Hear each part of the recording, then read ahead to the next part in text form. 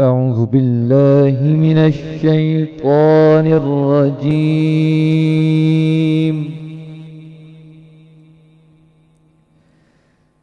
بسم الله الرحمن الرحيم.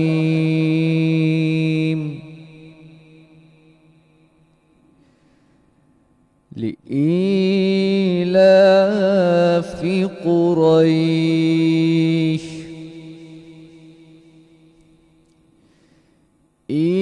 إيلافهم رحلة الشتاء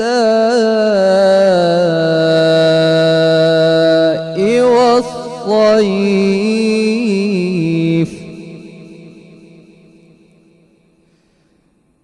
فليعبدوا رب هذا البيت الذي أطعمهم من جوع وآمنهم من خوف. صدق اللہ العظیم. ماشاءاللہ. جی ناظرین، مولانا منیب الرحمان تلاوت کر رہے تھے. آج 26 رمضان کی نشریات آپ دیکھ رہے ہیں وینس انٹرٹینمنٹ پر، اور ویس قاضی کے ساتھ ہمارے ساتھ آج گیسٹ موجود ہیں، علماء کرام، مفتی معین مجددی صاحب، مولانا سید ارباب موسوی صاحب، اور اسپیشل گیسٹ میں ہمارے ساتھ موجود ہیں فیاض الرحمان خان صاحب اور ڈاکٹر شکیلہ قاضی صاحب. جی ناظرین، ریگولر بیسس پر ہم آپ کے سامنے ایک نیو موضوع کے ساتھ آتے ہیں، اور آج بھی ایک اہم موضوع ہم لے کر آئے ہیں کہ جو اس ٹائم کے اعتبار سے ایک اہم موضوع ہے، آزمائش. آزمائش کیا ہے کہ آزمائش جب آتی ہے انسان کو، آزمائش آنے پر اللہ کا شکر ادا کرنا یا ناشکر کرنا، تو یہ ایک اہم موضوع ہے، اور اس کی اویئرنیس ہمیں نہیں ہوتی. ایز اے مسلم بھی بہت لوگوں کو اس کی اویئرنیس نہیں ہوتی کہ تھوڑی سی آزمائش آ جاتی ہے، کوئی مشکل آ جاتی ہے تو گھبرا جاتے ہیں اور کہتے ہیں کہ یہ کیا ہو گیا ہمارے ساتھ. کسی کی مالی آزمائش ہوتی ہے، کسی کی کوئی فیملی کا ایشو ہو جاتا ہے، تو بہت ساری آزمائشیں دنیا میں ہر انسان کے ساتھ ہوتی ہے. تو آزمائش ایک اہم موضوع ہے. ہم ہمارے علماء کرام سے بھی جانیں گے، ہمارے گیسٹ سے بھی جانیں گے کہ اس کے حوالے سے ہم کیا کر سکتے ہیں، اور قرآن و حدیث ہمیں کیا کہتا ہے، کن باتوں کو ہم عمل کر کن باتوں پر ہم عمل کر انہیں فالو کر ہم آزمائش کو فیس کر سکتے ہیں. آزمائش کا موضوع اور اسلام میں ایک اہم دیا گیا ہے، کیونکہ کربلا کا واقعہ ایک بہت بڑی ہمیں لرننگ دیتا ہے، سبق دیتا ہے آزمائش کے حوالے سے کہ ہمیں آزمائش کیسی کرنی چاہیے، ہمیں کہاں پر کس طرح آزمائش کو فیس کرنا چاہیے، کس طرح اللہ کا شکر ادا کرنا چاہیے. یہ ایک اہم موضوع ہے، اور ہمیں کربلا یہی سبق دیتا ہے کہ آزمائش کے اندر ہمیں کرنا کیا چاہیے، ہمیں اللہ کا شکر ادا کس طرح کرنا چاہیے، نماز نہیں چھوڑنی چاہیے، اور ہمیں اچھے کام کرنے چاہیے، ہمیں ان باتوں پر رہنا چاہیے جو حق ہے، حق اور سچ کے ساتھ ہمیں آزمائش کے اندر رہنا چاہیے. ہر حال میں اللہ کا شکر ادا کرنا چاہیے کہ کوئی مشکل گھڑی ہمارے پاس آتی ہے، ہمارے لیے بنتی ہے، ہمارے لیے آتی ہے، تو اس پر اللہ کا شکر ادا کیا جائے، نہ کہ نا شکر کریں کہ یہ ہمارے ساتھ کیا ہو گیا.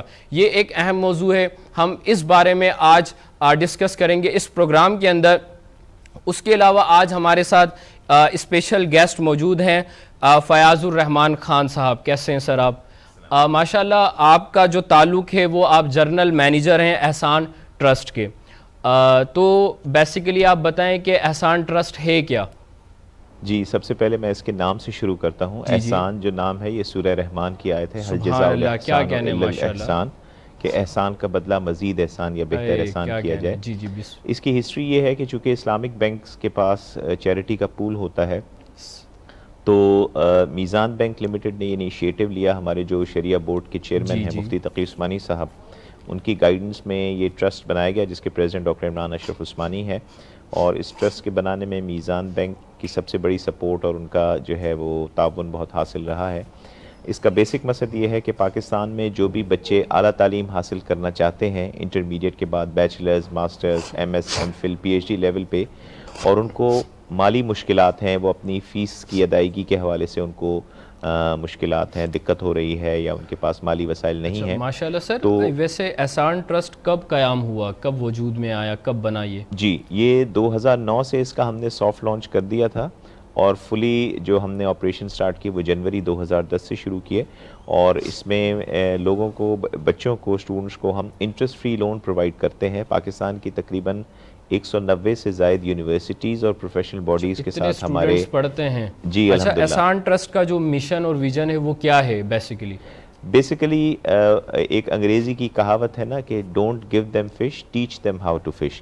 تو یہ پاکستان میں ہیومن کیپٹل ڈیولپمنٹ کا ایک بہت بڑا ہمارا ایک وے ہے کہ کس طرح ہم پاکستان میں ایک ایسا تعلیم یافتہ معاشرہ جو ہے وجود میں بنانے میں ایک ہیلپ کریں کہ جس میں پڑھے لکھے افراد جن کو اپنی ارننگ کی پروبیبلٹی اور کیپیبلٹیز کے لحاظ سے بہت زیادہ سہولیات ہوں، ان کے وہ اتنے اکوپڈ ہوں ایجوکیشنلی اور پروفیشنلی کہ وہ اپنا جو اپنے آپ کو، اپنی فیملی کو، اپنی سوسائٹی کو سپورٹ کر سکیں، سوسائٹی کو سپورٹ کرے۔ جی۔ اچھا، اس میں ڈونیشن آپ کس طرح ارینج کرتے ہیں؟ اس میں جیسے میں نے کہا کہ سب سے زیادہ تو ہمیں میزان بینک کا تعاون حاصل ہے، ان کے چیریٹی فنڈز ہوتے ہیں، پھر دیگر اسلامک بینکس کے میوچل فنڈز کے چیریٹی فنڈز ہمیں ملتے ہیں، باقی جو کارپوریٹ سیکٹر ہے، مخیر حضرات ہیں، انڈیویجولز ہیں، وہ ہمیں سپورٹ کرتے ہیں۔ اور چونکہ یہ انٹرسٹ فری لون قرض حسنہ کی فیسلٹی ہوتی ہے، تو یہ ٹوٹل نان زکوٰۃ فنڈز ہوتے ہیں جو ہم کرتے ہیں، اور اس میں یہ اسٹوڈنٹس کو انٹرسٹ فری لون جو ہے ہم پرووائڈ کرتے ہیں۔ اچھا، کتنا ابھی تک آپ جو ہے ڈونیشن جو اماؤنٹ ہے وہ ڈسٹریبیوٹ کر چکے ہیں؟ جی الحمدللہ، اب تک جیسے ہم نے بتایا 2010 سے ہم نے شروع کیا، تو آج تک 5,500 اسٹوڈنٹس کو ہم تقریباً 1.5 ارب روپے 1.5 بلین روپیز سے اوپر الحمدللہ دے چکے ہیں۔ صرف اس سال انشاءاللہ 2026 میں ہمارا ارادہ ہے 500 ملین روپیز، اور مطلب انشاءاللہ 2 ارب روپے سے زیادہ ہم انشاءاللہ کراس کریں گے، اور امید ہے کہ اس سال کے اختتام تک انشاءاللہ 6,500 بچوں کو ہم یہ فیسلٹی انشاءاللہ پرووائڈ کریں گے۔ اچھا، کون لوگ اس سے فائدہ اٹھا سکتے ہیں آپ کی فاؤنڈیشن سے؟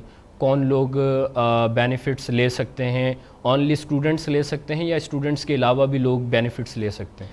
دیکھیں، یہ بیسیکلی مین ہمارا جو فنکشن ہے وہ تو ہائر ایجوکیشن پہ اسسٹنس ہے، اور جیسے میں نے کہا کہ bachelors, masters, M S, M Phil, P H D level specialization جو پروفیشنل ایجوکیشن ہے، جیسے چارٹرڈ اکاؤنٹنسی ہو گیا، آئی سی ایم میں، تو بیسیکلی اس کے لیے، اس کے علاوہ بھی ہم ہیلتھ سیکٹر میں بھی کام کرتے ہیں، اسلامک مائکرو فائنینس بھی ہے، خدا نخواستہ کوئی اگر ڈیزاسٹر آ جائے پاکستان میں اس کے لیے بھی ہم ہیلپ کرتے ہیں، لیکن مین فوکس جو ہے وہ یہ ہائر ایجوکیشن ہے، اس پہ ہم کام کرتے ہیں۔ اچھا، کوئی اسٹوڈنٹ کی سکسیس اسٹوری ہے آپ کی جو فاؤنڈیشن سے نکلا ہو پڑھ کر، تو وہ آپ ہمیں بتائیں۔ ماشاءاللہ، یہ تو مطلب 5,500 میں تو میرے خیال میں ہزاروں ایسی اسٹوریز ہیں۔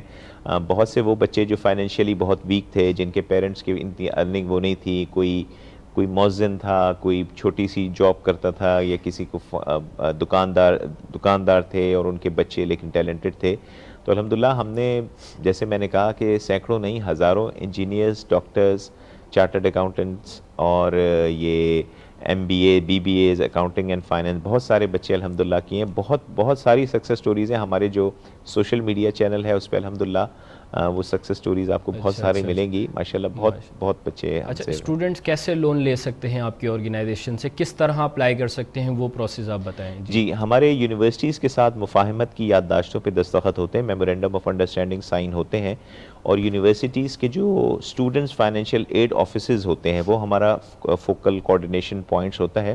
اسٹوڈنٹ کو وہاں اس کے تھرو ہم جو ہے وہ اپلائی کرواتے ہیں۔ ہمارا ایک آن لائن پورٹل ہے جس کے through student on line apply کرتا ہے، بہت ہی آسان اور سہل طریقہ ہے، اور اس میں یونیورسٹی کا انپٹ ہوتا ہے، یونیورسٹی ریکمنڈیشن دیتی ہے کہ جی یہ اسٹوڈنٹس جو ہیں ان کو ہم ریکمینڈ کر رہے ہیں، ان کا ہم ایک پروسیس کرتے ہیں, اسٹوڈنٹ سے ملاقات کرتے ہیں, اور پھر اس کے بعد جو بھی ان کے فنڈز اپروو ہوتے ہیں وہ ڈائریکٹلی اس یونیورسٹی کے اکاؤنٹ میں اسٹوڈنٹ کے بہاف پہ سیمسٹر وائز اگر فیس ہے یا ایئرلی وائز تو وہ ہم ان کو وہ فنڈ ٹرانسفر کر دیتے ہیں الحمدللہ. اچھا جی, آپ نے بہت اچھا بتایا. اچھا, اس کے علاوہ آپ کی جو فاؤنڈیشن ہے ان کے سوشل میڈیا اکاؤنٹس کون کون سے پلیٹ فارمز پر ہیں کہ وہاں سے اپڈیٹ اسٹوڈنٹس لیں اور پھر اپلائی کریں یا انفارمیشن لیں اباؤٹ یور آرگنائزیشن؟ جی بالکل, ہماری ویب سائٹ ہے www.ehsantrust.org. اس کے علاوہ ہمارا فیس بک پہ بھی احسان ٹرسٹ کے نام سے پیج ہے, انسٹاگرام پہ بھی ہے, لنکڈ ان پہ بھی ہے, یوٹیوب پہ بھی ہے, اور ہمارے جو نمبرز ہیں وہ واٹس ایپ اور اس کے تھرو بھی ای میل, ویب سائٹ کے تھرو آپ ہم سے رابطہ کر سکتے ہیں. تو وہ الحمدللہ جو ہے وہ جتنے بھی یہ سوشل میڈیا چینلز ہیں اس کے تھرو آپ ہم اپلائی کر سکتے ہیں. اچھا, احسان ٹرسٹ کے اور کون سے گولز ہیں کہ جن پر ابھی آپ پروسیس کر رہے ہیں, کام کر رہے ہیں کہ آگے وہ بھی ہم نے سٹارٹ کرنے ہیں آگے جا کر؟ بیسیکلی تو مقصد یہ ہے کہ پاکستان میں نیڈ بلائنڈ کلچر کو ایجوکیشن کے حوالے سے جو ہے وہ فروغ دینا ہے.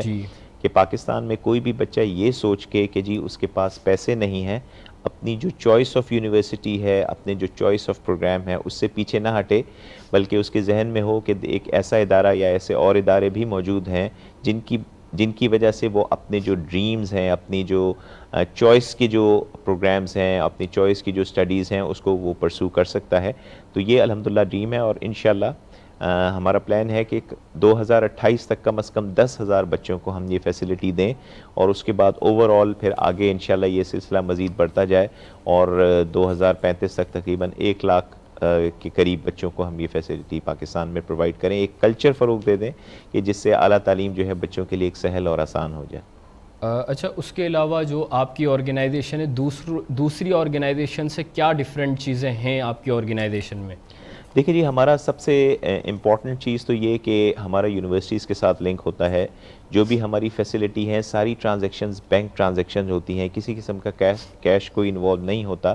ایون جو اسٹوڈنٹس ری پیمنٹ بھی جو کر رہے ہوتے ہیں وہ بھی بینک اکاؤنٹس کے تھرو کر رہے ہوتے ہیں, تاکہ بالکل ایک کرسٹل کلیئر وہ اسٹوڈنٹ کو بھی پتہ ہو وہ کتنے پیسے اس کو دیے گئے ہیں, کتنے پیسے وہ واپس کر رہا ہے.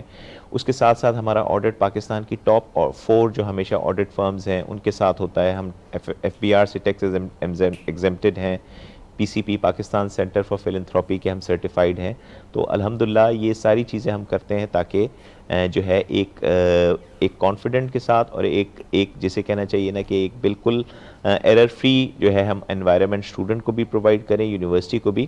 اور سب سے زیادہ اس کے بینیفیشری تو وہ پیرنٹس ہوتے ہیں جو اپنے بچوں کو پڑھانا چاہتے ہیں لیکن انہیں کسی قسم کے مالی مشکلات ہوتی ہیں. اس میں یہاں میں یہ بھی بتاتا چلوں کہ ہماری کوئی ڈسکرمنیشن نہیں ہے کسی قسم کی, جینڈر بائیس. ہمارے تقریباً 49% اسٹوڈنٹ فیمیل اسٹوڈنٹس ہیں پاکستان کے. ہم ہر سندھ, پنجاب, KPK, بلوچستان, ہر جگہ ہم الحمدللہ آپریٹ کر رہے ہیں, پاکستان میں کام کر رہے ہیں ماشاءاللہ. ہمارے ساتھ موجود ہیں فیاض الرحمان خان صاحب. آپ نے ان کی باتیں سنی اور ہمارا بھی دل خوش ہوا, اور اللہ پاک انہیں اور کامیابی عطا فرمائے کہ ان کی جو احسان ٹرسٹ ہے وہ اسی طرح کام کرتی رہے. تو جی ناظرین, یہاں پر وقت ہوتا ہے بریک کا. بریک پر جانے سے پہلے ہم نعت لیں گے افسر قادری صاحب سے. جی بسم اللہ. اعوذ باللہ من الشیطان الرجیم, بسم اللہ الرحمن الرحیم. میں علامہ اقبال کا حمدیہ کلام پیش کرنا چاہوں گا. صلی علی نبینا صلی علی محمد صلی علی شفیعنا صلی علی محمد.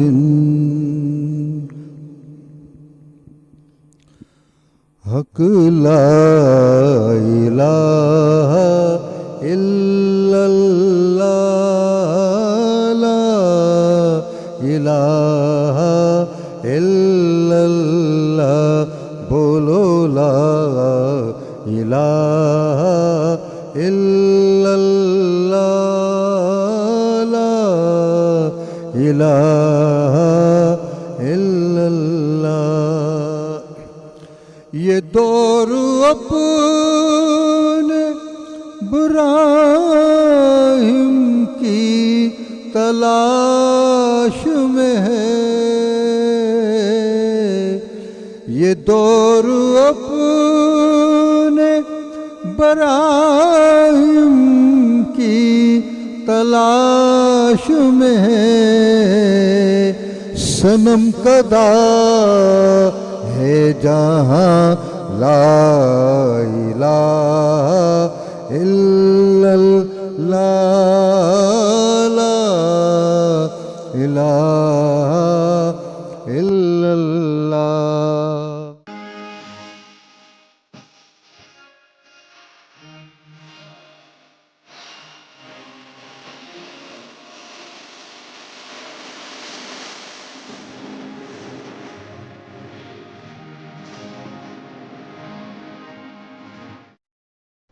ویلکم بیک ناظرین، بریک سے واپس آ چکے ہیں، اور آج بھی 26 رمضان کو بھی ہمارے ساتھ موجود ہیں doctor Shakila Qazi, MBBS FCPS and ڈرمیٹولوجسٹ۔ Regular ہمارا ہوتا ہے صحت رمضان، تو صحت رمضان کے حوالے سے ہم روزانہ کی بیسس پر نیو ٹاپکس کو ڈسکس کرتے ہیں میڈیکل کے حوالے سے، کچھ آڈینس کی طرف سے بھی آتے ہیں، کچھ ہماری طرف سے بھی اویئرنیس کے لیے ہوتے ہیں۔ تو آج کا ہمارا اہم موضوع ہے ایگزیما۔ تو ایگزیما بیسیکلی ہوتا کیا ہے؟ ایگزیما ایک کرونک سکن کنڈیشن ہے۔ کرونک سے مراد ہے کہ یہ کافی لمبا عرصہ چلتا ہے، جس کے اندر جلد میں سوزش ہوتی ہے، خشکی ہو جاتی ہے، خارش ہوتی ہے، اور اس کے اندر لالی بھی ہوتی ہے۔ پیشنٹ بہت زیادہ خارش کی کمپلین کرتا ہے، اور اس کا ایک یہ ہے کہ اس کی بہت ساری ٹائپس ہیں، ڈپینڈ کرتا ہے نام اس کے جو ٹائپس کے رکھے گئے ہیں کہ کس جگہ کو انوالو کر رہا ہے، کس شکل کا ہے، پر یوزلی جو اس کی کامن ٹائپس ہیں وہ ایٹوپک ایگزیما ہے، اور اس کے علاوہ کانٹیکٹ ڈرمیٹائٹس ہے، سیبورک ڈرمیٹائٹس اس کی ایک قسم ہے، اس کے علاوہ اور ملٹیپل کافی زیادہ ہیں۔ اور اس کی علامت کیا ہے؟ ایگزیما کی علامت کیا ہوتی ہے؟ ایگزیما کی علامت یہی ہوتی ہے کہ اسکن کا جو متاثرہ حصہ ہوتا ہے اس کے اوپر پیشنٹ آپ کو ہسٹری دے گا کہ اس کو یا تو یہ بچپن سے چل رہا ہوگا، اگر بچپن سے، جی ہاں، ایٹوپک ایگزیما کیونکہ بچپن سے ہی شروع ہو جاتا ہے، اور یا پھر اس کو کسی ایسے چیز سے، صابن سے یا ڈٹرجنٹ سے یا سرف سے یا کوئی ایسی جولری پہننے کی وجہ سے، اس کی وجہ سے یہ پھر الرجی ہونا سٹارٹ ہو جاتی ہے، اور پیشنٹ کھجاتا رہتا ہے، خارش بہت زیادہ ہوتی ہے، اور یہ ایک سائیکل بن جاتا ہے۔ جتنا پیشنٹ زیادہ کھجاتا ہے اتنی زیادہ خارش اور زیادہ مزید بڑھتی جاتی ہے، جس کی وجہ سے پھر اس کے اوپر اسکن کے انفیکشن بھی ہونا شروع ہو جاتے ہیں۔ اس کی وجوہات کیا ہوتی ہے؟ آپ نے وجوہات بتائی، اس کے علاوہ بھی کوئی وجوہات ہوتی ہے؟ بالکل، اس کی وجوہات جو ہیں وہ بہت ساری ہیں، جن میں جینیاتی بھی ہیں اور آپ کے ماحول سے بھی، جیسے پلیوٹنٹس ہو جاتے ہیں، پلیوٹنٹس میں بہت سارے ایریٹنٹس ہوتے ہیں، ڈسٹ ہو گئی اور کچھ دھواں وغیرہ، مٹی، اس طرح کی ساری چیزیں جو ہیں اس کو ایگریویٹ کرتی ہیں۔ ہوتا یہ ہے کہ آپ کا جو ہے اسکن ایک دیوار کی طرح کام کرتی ہے، جو کہ آپ کو ایکسٹرنل جو ہے پولوشن سے، جراثیموں سے بچاتی ہے۔ جب یہ ویک ہو جاتی ہے تو کوئی بھی چیز اس کے اندر آرام سے داخل ہو جاتی ہے، جو کہ آپ کے امیون سسٹم کو، قوت مدافعت کو زیادہ ان پیشنٹس میں زیادہ ٹریگر کر جاتا ہے، جس کی وجہ سے پھر وہ ایچنگ ہونا سٹارٹ ہوتی ہے، وہاں پہ زخم بننا سٹارٹ ہو جاتا ہے۔ تو اس وجہ سے یہ ایک سائیکل اسی طرح چلتا جاتا ہے۔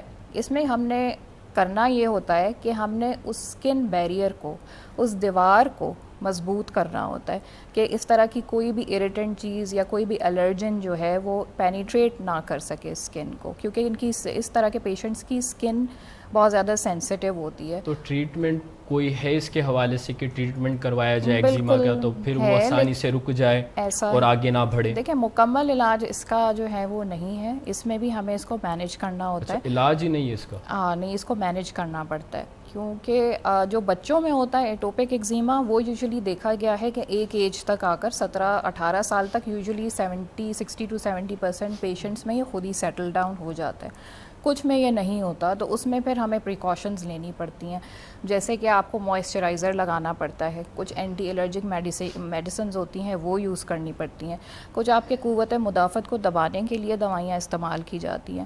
تو اس لحاظ سے پھر آپ کا جو ہے نا پراپر ایک کیور چلتا ہے۔ دوسرا یہ کہ تھوڑا ہم ان کو گھر میں جس طرح نارمل کیئر کا بتاتے ہیں کہ زیادہ گرم پانی سے نہیں نہانا، نیم گرم پانی استعمال کریں نہانے کے لیے، 5 سے 7 منٹ سے زیادہ پانی میں نہ رہیں, بیکاز وہ سارا اسکن کا جو بیریئر ہے نارمل, اس کے اوپر جو اسکن کے آئلز ہیں وہ سارے واش آؤٹ ہو جاتے ہیں, تو اس کو اور زیادہ پرون کر دیتے ہیں ٹورڈز دا ڈیمیج. اور ڈیمپ اسکن ہو آپ کی ہلکی, تو آپ اس کے اوپر پورے اسکن کے اوپر موئسچرائزر لگا لیں, اس کے اوپر آپ کو جو ڈاکٹر نے دوائی دی ہوئی ہے وہاں پہ لگائیں کریم وغیرہ جو آپ کو لگانے کے لیے, تو اس سے کافی قدرے حد تک بہتری آ جاتی ہے. نائلون کے کپڑے نہ یوز کریں, اونی کپڑوں سے لوگوں کو الرجی ہوتی ہے. اور اس کی کوئی کیئر ٹپس ہیں جو آپ آڈینس کو دیں کہ یہ کیئر کریں گے تو یہ ہوگا ہی نہیں, جب ہوگا نہیں تو ٹریٹمنٹ کی طرف بھی ہمیں نہیں جانا دیکھیں ہوگا ہی نہیں تو بہت مشکل ہے, کیونکہ ہم لوگ انوائرمنٹ میں رہتے ہیں, ہمارا ایکسپوجر ہوتا ہی رہتا ہے, ہم نہیں روک سکتے ڈسٹ کو, پولوشن کو, اور بالکل ہم لوگ صابن سے ہاتھ ضرور دھوئیں گے, ایسا نہیں ہو سکتا کہ کوئی صابن سے, تو اس طرح تو تھوڑا سا بہتری لائی جا سکتی ہے. اس کو کمپلیٹلی جو ہے ہم بہتری کس طرح لے کر آئیں؟ بہتری یہی جس طرح میں نے بتایا نا کہ آپ کو موئسچرائز کر کے رکھنا ہے, آئل بیس سوپس یوز کریں اگر آپ نے نہانے کے لیے یوز کرنے ہیں, موئسچرائز. اور اس کے علاوہ جو ہے آپ نے سوتی کپڑے پہننے ہیں, نائلون کے کپڑے آپ نہ پہنیں. اونی کپڑے اگر آپ کو سردیوں میں استعمال کرنے ہیں تو اس کے نیچے ایک لیئر سوتی کپڑوں کی ضرور استعمال کریں. اور جس چیز سے آپ کو الرجی ہے, ڈسٹ ہے یا تو اس جگہ پہ جانے سے پرہیز کریں, اور ماسک وغیرہ کا استعمال کریں, یہ ہو سکتا ہے. آڈینس نے پوچھا کہ اس میں بھی کوئی, کیونکہ آڈینس یہ بات ضرور پوچھتی ہے کہ کوئی گھریلو ٹوٹکا ہے اس کے حوالے سے یا نہیں ہے؟ دیکھیں گھریلو ٹوٹکے یہ بہتر ہے کہ آپ استعمال نہ کریں, کیونکہ ہمیں ایک اسکن کا نا پی ایچ ہوتا ہے, اس کو مینٹین کرنا پڑتا ہے. ہمیں نہیں پتا کہ گھریلو ٹوٹکے جو آپ استعمال کریں گے وہ ایسیڈک ہوگا یا بیسک ہوگا, اس کا امپیکٹ آپ کی اسکن کے اوپر کیا پڑے گا. تو جو میڈیکیٹڈ چیزیں ہیں آپ انہیں پر فوکس رکھیں. یہ صرف وقت ضائع کریں گے آپ اگر گھریلو ٹوٹکے استعمال, ہو سکتا ہے اس سے زیادہ خرابی ہو جائے. جی ناظرین, ہمارے ساتھ موجود ہیں ڈاکٹر شکیلہ قاضی, جو صحت رمضان کے حوالے سے آپ کو اویئرنیس دیتے ہیں روزانہ نیو ٹاپکس پر. اور آج ہمارے ساتھ ایک اور گیسٹ موجود ہیں, طلحہ ملک. کیسے ہیں طلحہ آپ؟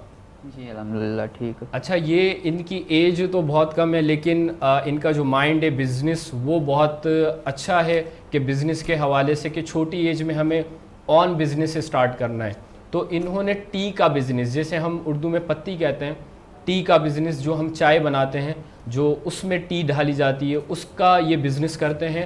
انہوں نے اپنا ایک برانڈ لانچ کیا ہے. جی طلحہ بتائیں کیا نام ہے اس برانڈ کا؟ جی میں نے جو برانڈ ابھی لانچ کیا ہے وہ زینب ٹی کمپنی کے نام سے. زینب ٹی کمپنی ہے, برانڈ کا نام ماہی ٹی ہے. اچھا, کمپنی کا نام زینب ہے اور جو برانڈ ہے اس کا نام ماہی ٹی. ٹھیک. وہ میں نے صرف گاؤں گوٹھوں کے لوگوں کے لیے لانچ کیے, کیونکہ آج کل پتی کے ریٹس بہت اپر لیول پر ہیں. ٹھیک. تو ہر کوئی افورڈ نہیں کر پاتا, تو اس لیے اس کو میں نے گاؤں گوٹھوں کے لیے نکالی ہے. ٹھیک ٹھیک. تو یہ سب پتی کے ریٹس جو نا افورڈ نہیں کر پاتے. ٹھیک. اس وجہ سے میں نے کم رینج میں ان کے لیے یہ لانچ کیا ہے. اچھا, تو کوئی خاصیت ہے آپ کی پتی میں؟ کیونکہ جو دوسری ہیں ٹی تو ان کی تو خاصیت ہوتی ہے کہ فار ایگزامپل کوئی میں اپنا برانڈ لانچ کر رہا ہوں تو میں بتاؤں گا کہ میرے برانڈ کی کوالٹی یہ ہے, اس سے بہتر یہ ہے. نام نہیں لینا ہم نے کسی کا, لیکن آپ نے یہ بتانا ہے کہ آپ کی کوالٹی دوسری جو ٹی ہیں ان سے کتنی بہتر ہے, کیا خاصیت ہے آپ کی جو ٹی ہے اس میں. جی دیکھا جائے تو ہر چیز ہی اپنے اس پہ برانڈ کے اوپر فوکس کرتا ہے. جی جی. ہر کسی کا اپنا اپنا ٹیسٹ ہوتا ہے, لیکن ہمارا جو اس وقت برانڈ چل رہا ہے ماشاءاللہ بہت اچھا چل رہا ہے. اور ہمارا جو اس وقت ریٹ ہے نا ماہی ٹی کا وہ 1000 روپیز ہے. Only 1000 rupees. 1000 روپیز ہے, کیونکہ ہم نے سنا ہے کہ جو سستی چیزیں ہوتی ہے وہ اتنی اچھی نہیں ہوتی کوالٹی کے حوالے سے.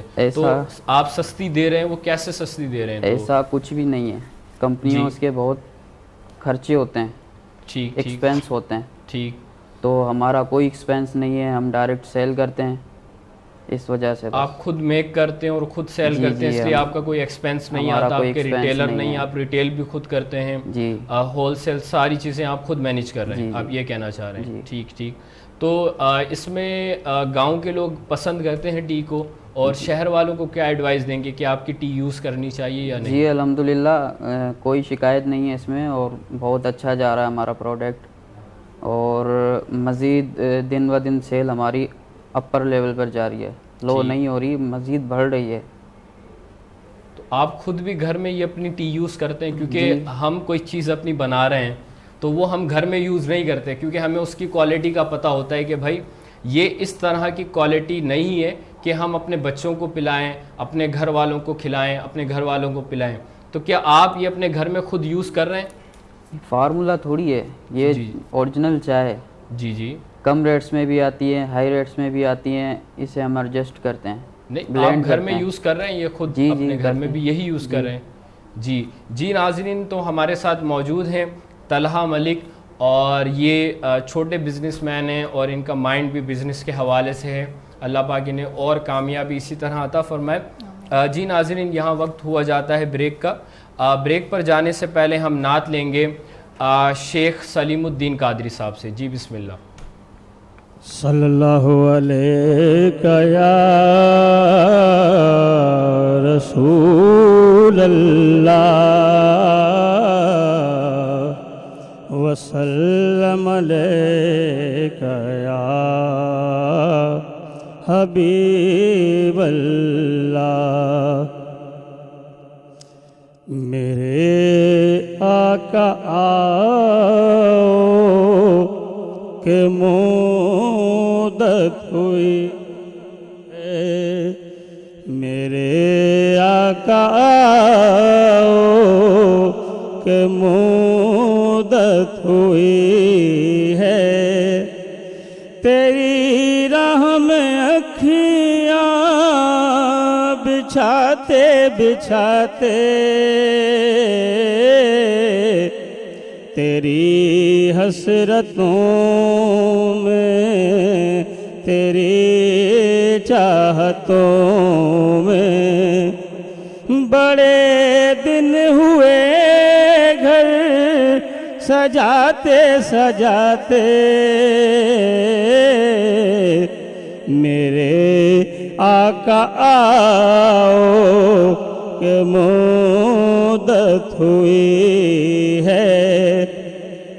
میرا یہ ہے ایمان ایمان ایمان، میرا یہ ہے ایمان، یہ میرا یقین ہے، میرے مصطفیٰ سا نہ کوئی ہنسی ہے، میرے مصطفیٰ سا نہ کوئی ہنسی ہے، نہ کوئی ہنسی ہے، کہ رخ ان کا دیکھا ہے جب سے کمر نے، نکلتا ہے منہ کو چھپاتے چھپاتے، میرے آقا آؤ کہ مدت ہوئی ہے.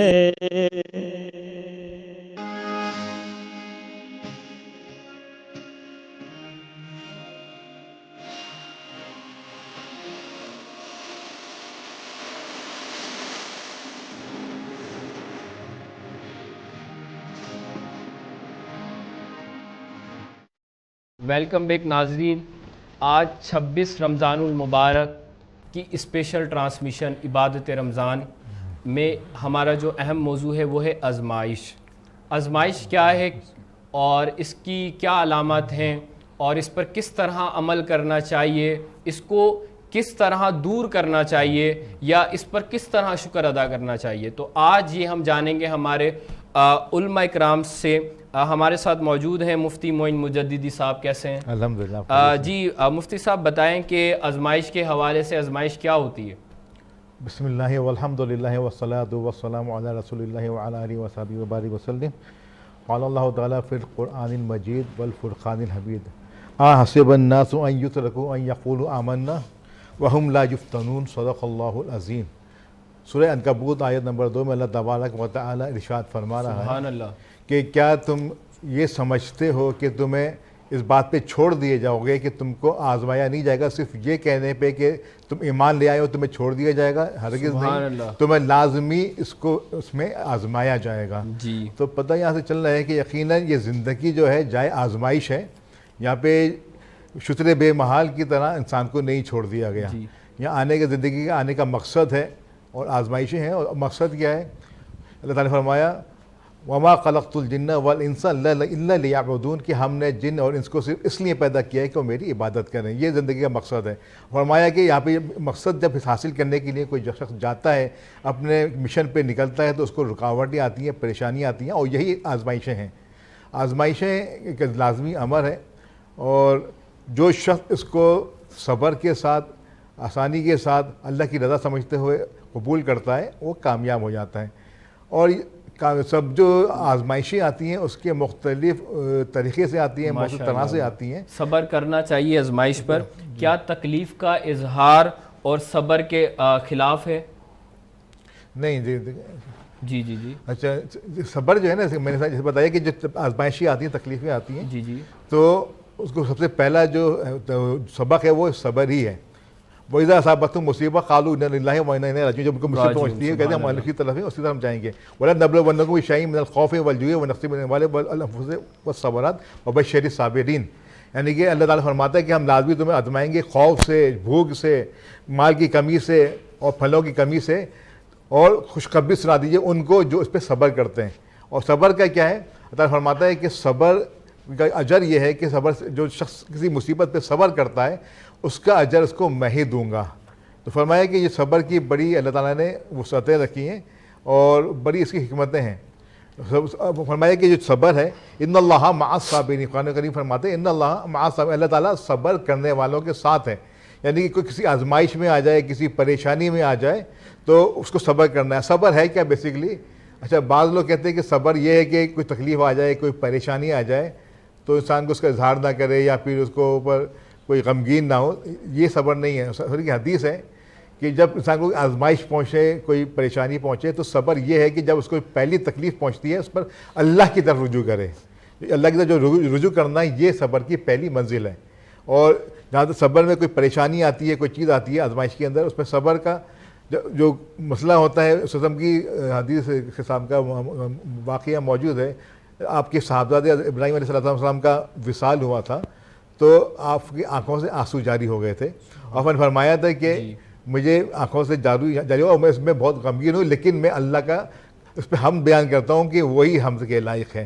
تو یہاں پہ ہمیں سبق یہ ملتا ہے کہ جب آزمائش پہنچے, کوئی تکلیف پہنچے, تو یقیناً اس پہ صبر تو کرنا ہے. بے شک کوئی بھی آزمائش آئے اللہ کو یاد کرنا چاہیے, بے شک. اچھا, آزمائش میں جو ہم غلط فیصلے کر لیتے ہیں تو ان سے کس طرح بچا جائے, یا ہم صحیح فیصلے کس طرح کریں آزمائش میں؟ کوئی قرآن و حدیث کی روشنی میں کوئی ہمارے لیے حکم مسلمانوں کے لیے, یا کوئی آپ کی ایڈوائس؟ جی لیکن جب آزمائش آتی ہے نا, سب سے پہلے صبر ہے. صبر اگر انسان کو دیکھتے ہیں آزمائش ہے بھی چیک کرنا ضروری ہے, یا آزمائش ہے یا کوئی ہماری اپنی اعمال کا نتیجہ ہے. قرآن کہتا ہے کہ تمہارے پاس جو بھی کوئی اچھی چیز پہنچتی ہے, کوئی اچھا کام پہنچتا ہے, تو فمن اللہ کی طرف سے ہے, اور تمہارے پاس کوئی آفت پہنچی ہے بِأَيْدِيكُمْ, تمہارے اپنے ہاتھوں کی کمائی ہے وہ. تو ہمیں یہ دیکھنا ہے کہ جب ہمارے پاس کوئی آفت آئی ہے, کوئی پریشانی آئی ہے, کوئی آزمائش آئی ہے, اگر ہم اس حالت کے اندر اللہ کی طرف رجوع کیے ہوئے ہیں, اللہ کی نافرمانی نہیں کر رہے, اللہ کی ناشکری نہیں کر رہے, اللہ سے ہم کوئی شکوہ شکایت نہیں کر رہے, تو سمجھے کہ آزمائش ہے. آپ بے شک اور اس میں اگر آپ کوئی شکوہ نہیں کریں تو یہ ہمارے لیے آزمائش ہوتی ہے. جی سید ارباب موسوی صاحب, آپ کیا کہتے ہیں آزمائش کے بارے میں؟ جی بسم اللہ. کیونکہ آزمائش ایک اہم موضوع ہے, اور آزمائش سے بچنا یہ ایک اہم موضوع ہے, اور کافی لوگوں کو پتہ بھی نہیں ہوتا کہ آزمائش ہے کیا ایگزیکٹ. جی بسم اللہ. اعوذ باللہ من الشیطان الرجیم, بسم اللہ الرحمن الرحیم. الحمدللہ سے بہت اہم ٹاپک کی طرف آپ نے ہمارے جو اذہان کو جو ہے مرکوز کیا ہے. اور دیکھیں, انسان خصوصاً مومن ہر وقت اللہ کی آزمائش میں رہتا ہے.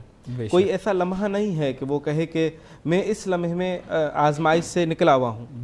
چونکہ جب ہم نے کلمہ پڑھ لیا لا الہ الا اللہ محمد رسول اللہ, کہ ہم اللہ اور محمد رسول اللہ کی ایک حصار میں آ گئے, تو اب ایک باؤنڈریز کے اندر ہیں.